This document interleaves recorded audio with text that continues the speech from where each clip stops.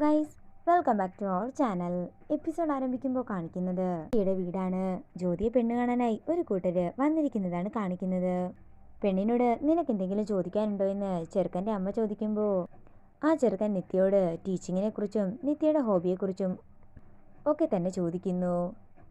നിങ്ങൾ എന്താ ഉദ്ദേശിക്കുന്നത്? ഞങ്ങൾക്കൊന്നും മനസ്സിലാകുന്നില്ലെന്ന് സുജാത പറയുമ്പോൾ ആ ചെറുക്കൻ്റെ അമ്മ പറയുകയാണ്, ഞങ്ങൾക്ക് നിങ്ങളുടെ മൂത്ത മകളെയാണ് ഇഷ്ടമായത്. എൻ്റെ മോന് എന്തിഷ്ടമായാലും ഞങ്ങളത് നേടിക്കൊടുക്കാറുണ്ട്. അവനിപ്പോൾ ഞങ്ങളോട് ഈ കാര്യമാണ് പറഞ്ഞതെന്ന് അവർ പറയുമ്പോൾ ദേഷ്യത്തോടെ അവരോട് അവിടെ നിന്ന് ഇറങ്ങിപ്പോകാൻ പറയുകയാണ് നിത്യ. മൂത്ത മകൾ നിൽക്കുമ്പോൾ എന്താണെങ്കിലും ഇളയ മകളുടെ കല്യാണം നടക്കില്ലെന്ന് പറഞ്ഞുകൊണ്ട് അവരവിടെ നിന്ന് ഇറങ്ങിപ്പോകുന്നതാണ് കാണിക്കുന്നത്. എല്ലാവർക്കും എന്നെ ഈ വേഷം കെട്ടിച്ചപ്പോൾ മതിയായി കാണുമല്ലോ എന്ന് ചോദിച്ചുകൊണ്ട് ദേഷ്യത്തോടെ ജ്യോതി അകത്തേക്ക് പോകുന്നു. പിന്നീട് കാണിക്കുന്നത് സാറയെയാണ്.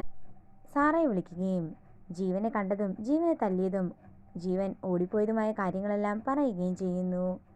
എത്രയും പെട്ടെന്ന് നമ്മൾ ജീവൻ്റെ പിന്നാലെ അന്വേഷണം നടത്തുകയാണെങ്കിൽ നമുക്ക് നിത്യയും കിട്ടുമെന്നുമൊക്കെ സദാനന്ദൻ സാറയോട് പറയുന്നു.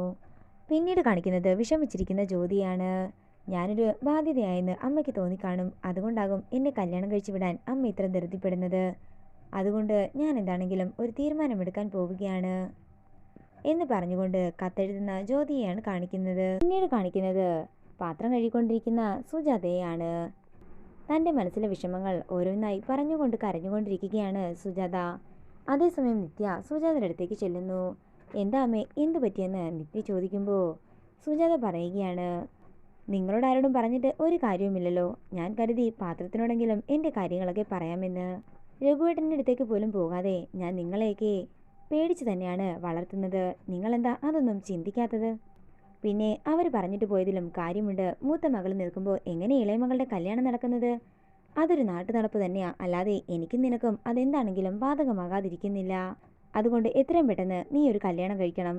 അല്ലെങ്കിൽ ഞാൻ നിന്നെ ശിവാനന്ദൻ്റെ അടുത്ത് കൊണ്ടാക്കും. പിന്നെ ശിവാനന്ദൻ തീരുമാനിക്കട്ടെ നിന്റെ ജീവിതത്തിൽ ഇനി എന്തൊക്കെ നടക്കണമെന്ന്.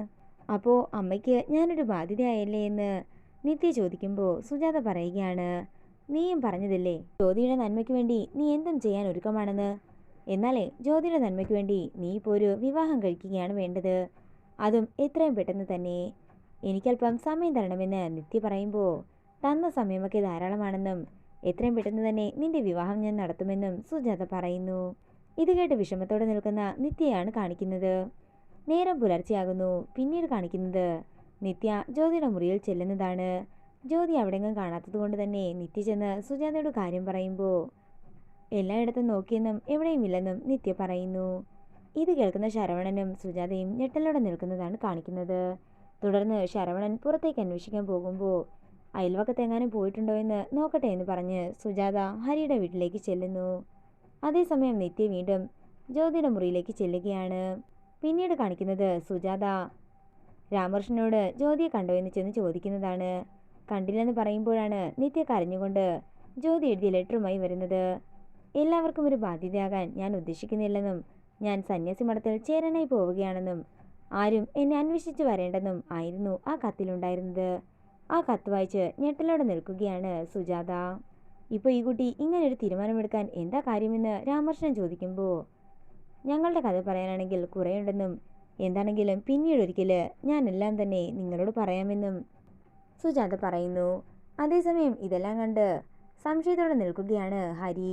സുജാത കരഞ്ഞുകൊണ്ട് താഴേക്ക് പോകുമ്പോൾ നിത്യയും സുജാതയ്ക്ക് പിന്നാലെ പോകാനൊരുങ്ങുന്നു. ടീച്ചറെ എന്ന് വിളിച്ച് നിത്യ അവിടെ പിടിച്ചു നിർത്തുകയാണ് ഹരി. ഇതോടുകൂടി ഇന്നത്തെ എപ്പിസോഡ് ഇവിടെ തീരുകയാണ്. വീഡിയോ ഇഷ്ടമായെങ്കിൽ മറക്കാതെ ലൈക്ക് ചെയ്യുക, ഷെയർ ചെയ്യുക, കമൻറ്റ് ചെയ്യുക. കൂടുതൽ സീരിയൽ അപ്ഡേറ്റ്സിനായി മറക്കാതെ സബ്സ്ക്രൈബ് ചെയ്യുക.